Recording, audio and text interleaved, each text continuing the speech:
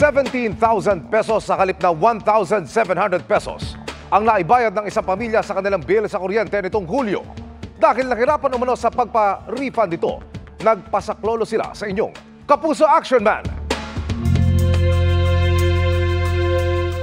Ang halos 2,000 piso lang na bill sa kuryente ng pamilya Jose para sa buwan ng Hulyo ngayong taon, napasobra ng bayad sa Meralco. Ang napindot ko po is 17,000. Ang babayaran po namin sa bill is 1,700. Sa tulad po namin, malaking halaga na yun. Yung gano'n na, kailangan namin yung ganong pera eh. Para po sa ng anak ko, tuition fee ng anak ko.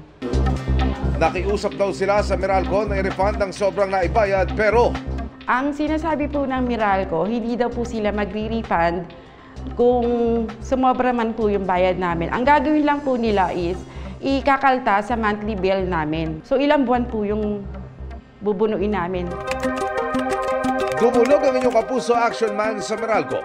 Hinggil sa overpayment o sobrang bayad, karaniwan daw itong otomatikong na ikakaltas sa susunod na bill ng kuryente ng mga customer.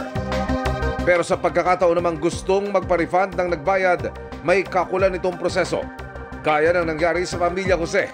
Nagbayad sila sa pamamagitan ng e-wallet o third-party payment channel kaya kinailangan munang dumaan sa proseso ng verifikasyon bago maproseso ang refund.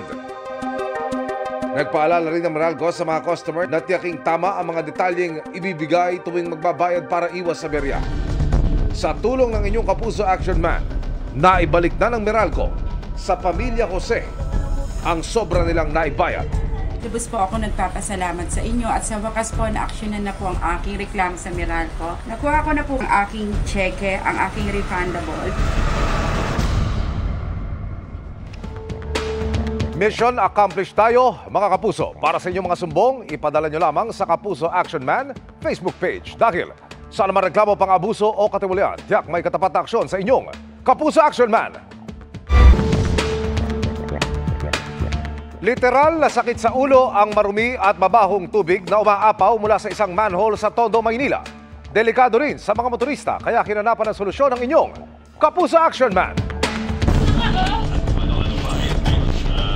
Kanal na imbes na daluyan ng tubig, nagbubulwak pa umano ng marumi at mabahong tubig mula sa manhole. Iyan ang inireklamo ng mga residente sa kahabaan ng Pampanga Street sa Gagalangin, Tondo, Maynila. Masakit sa ulo, yung amoy. Nandyan lahat po ng matagas. Siguro, barado. Kaya ganun. Takaw, aksidente na rin umano ang lugar. Yung putik, nakakalat siya dyan. Maagos, pag ganun. Putik. Pati nga yung mga teacher, muntik na madulas eh. Ang dumadaan. Yan. Maging ang kalapit na isa pang drainage may dalang panganib sa mga nagdaraang motorista. Mayroong nadisgrasya dahil sa sobrang lubog na.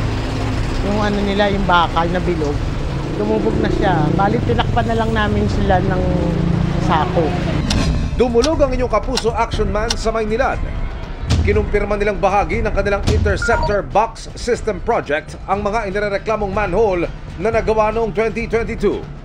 Base sa kanilang investigasyon, stormwater umano ang nag-overflow mula sa manhole bunsod ng pagbara sa drainage system sa lugar.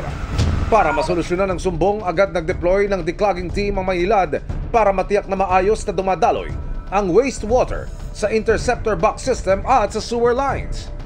Tumulong din sila sa mga tauhan ng DPWH at lokal na pamahalaan ng Maynila sa pag-declog ng baradong drainage. Umabot umano sa 12 sako ng basura ang nakuha ng grupo. Ipinaayos na rin ng Maynilad sa kanilang contractor ang bumaong takip ng manhole. Paliwanag nila, maaaring lumubog ito dahil sa vehicle traffic at kondisyon ng panahon. Lubos namang nagpapasalamat ang nagrereklamo. Mission accomplished tayo, mga kapuso. Para sa inyong mga sumbong, ipadala nyo lamang sa Kapuso Action Man Facebook page. Dahil sa naman reklamo, pang-abuso o katiwalian, tiyak may katapat na aksyon sa inyong Kapuso Action Man.